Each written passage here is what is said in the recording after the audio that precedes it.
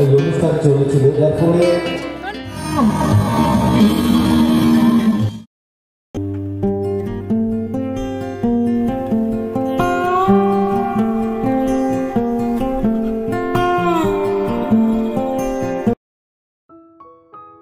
শুভ সকাল বন্ধুরা, রিয়া লাইফস্টাইল পরিবারে তোমাদের সবাইকে জানাই অনেক অনেক স্বাগত।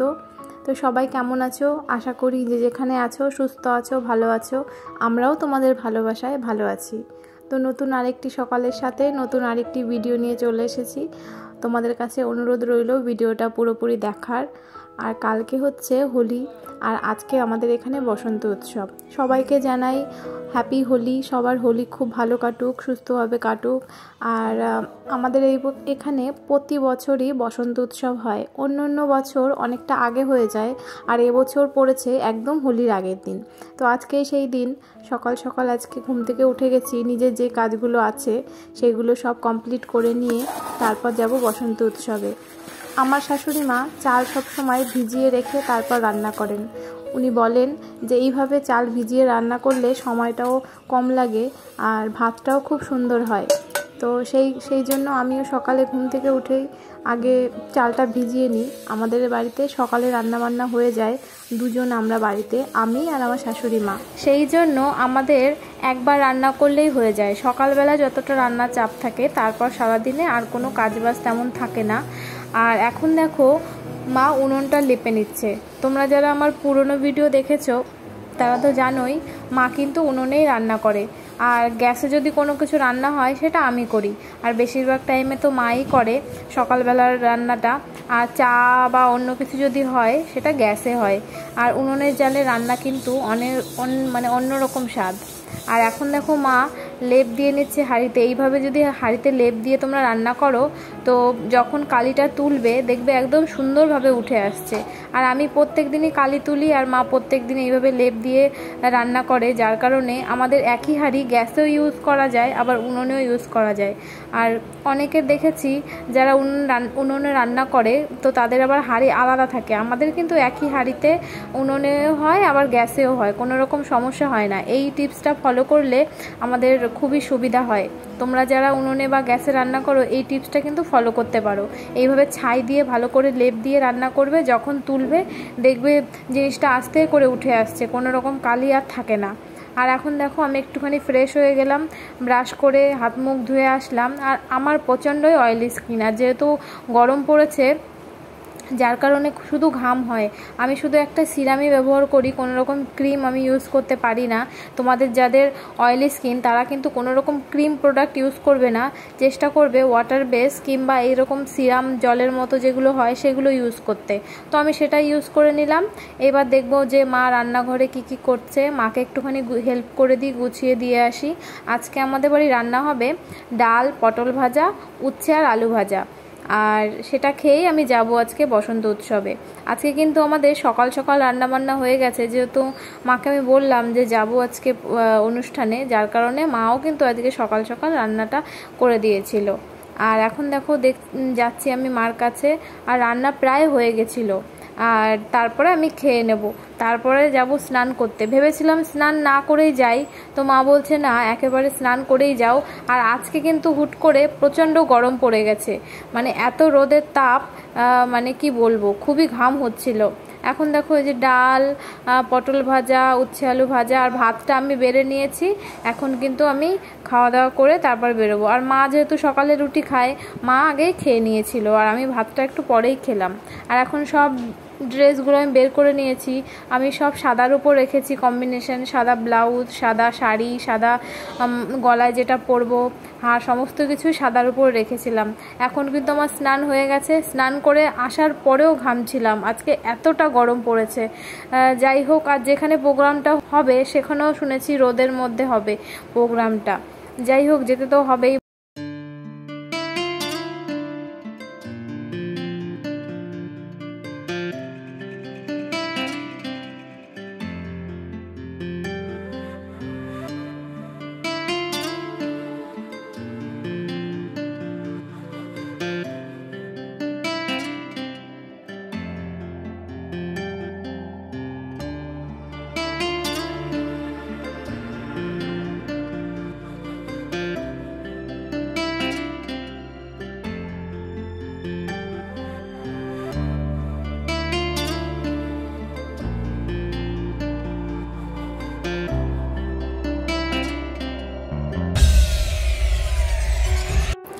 আর দেখলেই তো আমার পুজো দেওয়া কমপ্লিট হয়ে গেল। এখন আমি রেডি হয়ে নেব। আর স্নান করে এসে আগে সিরাম ব্যবহার করেছিলাম, আর এখন আমি সানস্ক্রিনটা মেখে নেব। আর এই গরমে সানস্ক্রিন না মাখলে তো চলেই না। আর যতটা রোদ ওইখানে, আর যেখানে হচ্ছে কোনো রকম ছাউনি নেই ওপরে, যার কারণে পুরো সানলাইটের মধ্যেই সবাই থাকবে, তার জন্য সানস্ক্রিনটা মেখে নিলাম। আর এখন তো কোনো রকম মেকআপ করাটাই উচিত না এই গরমে আর এই মানে রোদের মধ্যে। যাই হোক, মেকআপ আমি করিনি, আর সানস্ক্রিন মেখে নিলাম, আর লিপস্টিক ডার্ক শেডের, আর সিঁদুর, আর লাইনার, ব্যাস এইটুকুই। আর কোনো রকম মেকআপ করিনি। আর বনু এসেছিলো, বলছে আমাকে একটু লাইনার পরিয়ে দাও বৌদি। আমি ওকে একটু লাইনার পরিয়ে দিলাম, আর বনু আমাকে একটু হেল্প করলো মালাটা পরিয়ে দিতে। আর এখন দেখো কানেরও পরে নিয়েছি। আর যেটা ইনকমপ্লিট সেটা হচ্ছে সিঁদুর। সিঁদুরটা পরলেই আমার একদম সাজ কমপ্লিট হয়ে যায়। শাড়িও পরে নিয়েছি, দেখো সিঁদুরটা পরে নিলাম। এখন আমার ফাইনাল লুকটা দেখো কেমন হয়েছে, তোমরা জানিও কেমন লাগছে আমাকে, সেটাও জানিও কমেন্টে।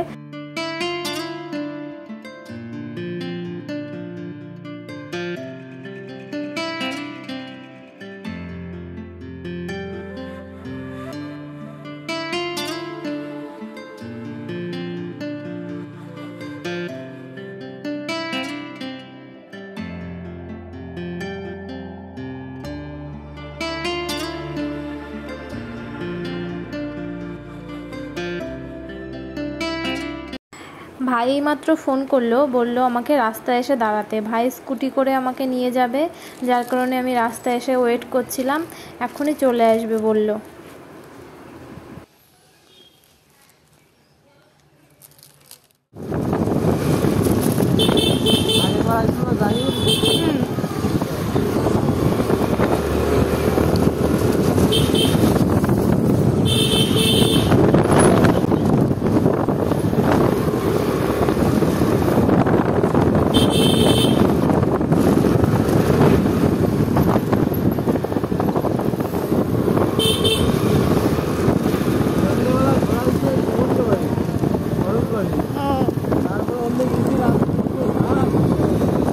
কোথায় আছে বসন্ত উৎসব ক্লাবে?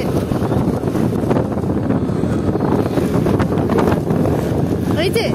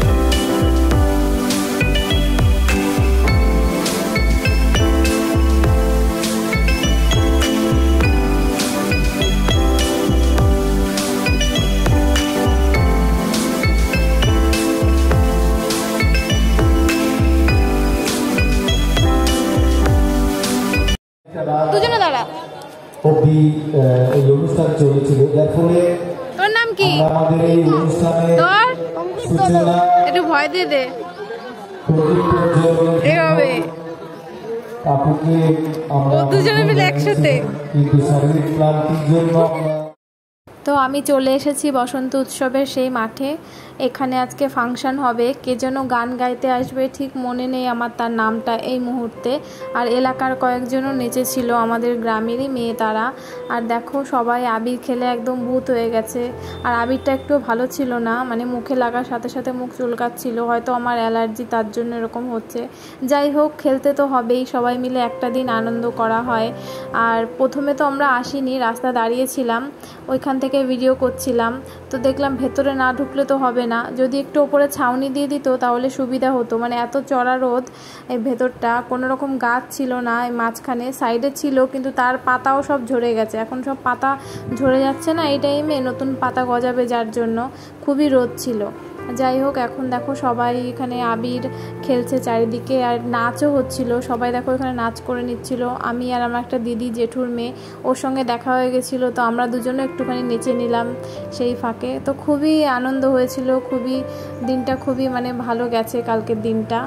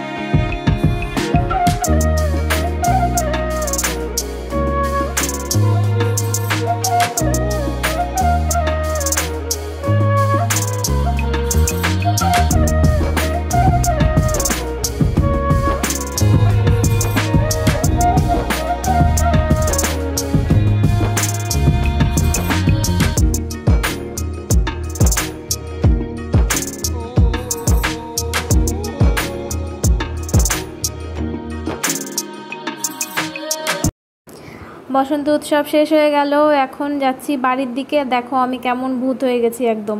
তো শুরুতে তো তেমন একটা রং লাগেনি, একদম লাস্টে এসে আমার একটা ভাই এসে পেছন দিক দিয়ে পুরো আবিরের বস্তা ধরে আমার মাথায় ঢেলে দিয়েছে। তার জন্যই পুরো আমার সাদা শাড়ি পুরো হলুদ হয়ে গেছে। অ্যাকচুয়ালি কালারটা সবুজ, সাদার সঙ্গে মিক্সড হয়ে হলুদ দেখাচ্ছে ফোনের ক্যামেরাতে। আর দেখো আমাদের মেলা বসে গেছে। তো আজকে তো না মেলা, কালকেও না, পরশুদিন থেকে একদম জমজমাট করে মেলা মানে হবে। অনেকগুলো দোকান এসে গেছে, কিছু দোকান এখনও আসতে বাকি আছে। আর একটুখানি মেলার ভেতর দিয়ে যাচ্ছিলাম, বাজারের ভেতর দিয়ে। দেখো কতটা ভূত হয়ে গেছে আমি একদম। আর সাদা শাড়ি তো সাদাই নেই, আর পুরো কালারিং হয়ে গেছে। আর বাজারের ভেতর থেকে যাচ্ছিলাম, কালকে আসবো বাজারে কেনাকাটা করতে, রং টং কিনে আমি যাব কালকে বাবার বাড়িতে সকালবেলা। বাজারে তো একেবারে আবিরের দোকানে ভরে গেছে, চারিদিকে শুধু মানে পিচকারি, আবির, রং নিয়ে সবাই বসেছে, অনেকগুলো স্টল বসেছে।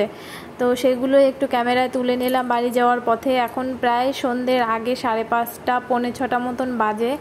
আর দেখো কতটা সুন্দর লাগছে আবিরের দোকানগুলো, আর কত পিচকারি। ছোটোবেলায় পিচকারিগুলো কেনার জন্য বাবার কাছে বায়না করতাম। তো কালকে সকালে এসে আমি আগে একটা পিচকারি কিনবো আর রং কিনবো, তাই কাকুকে বলে গেলাম যে তোমার দোকানে কালকে আসবো। তো এখন চলে যাচ্ছি বাড়ির দিকে, আবার তোমাদের সঙ্গে পরে দেখা হচ্ছে। একেবারে বাড়ি গিয়ে আর প্রচণ্ড কষ্ট হয়ে গেছিলো, নাচ করেছি আর সারা গায়ে আবির, তো বাড়ি গিয়ে চান না করলে হবে না, তো বাড়ি গিয়ে আগে চান করবো।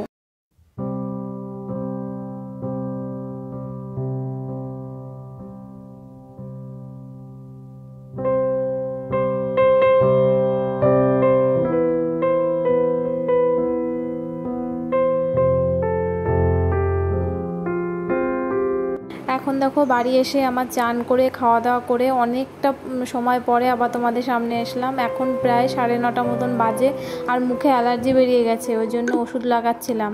তো মুখে ওষুধ লাগিয়ে নিয়েছি, আর এখন বিছানা ঝেড়ে আমি শুয়ে পড়বো। মানে এতটা ক্লান্ত হয়ে গেছিলো। এখন 9:30 মতন বাজে। তো আবার কালকে তোমাদের সঙ্গে দেখা হচ্ছে নতুন ভিডিওর সঙ্গে। সবাই ভালো থেকো, সুস্থ থেকো, টাটা, গুড নাইট।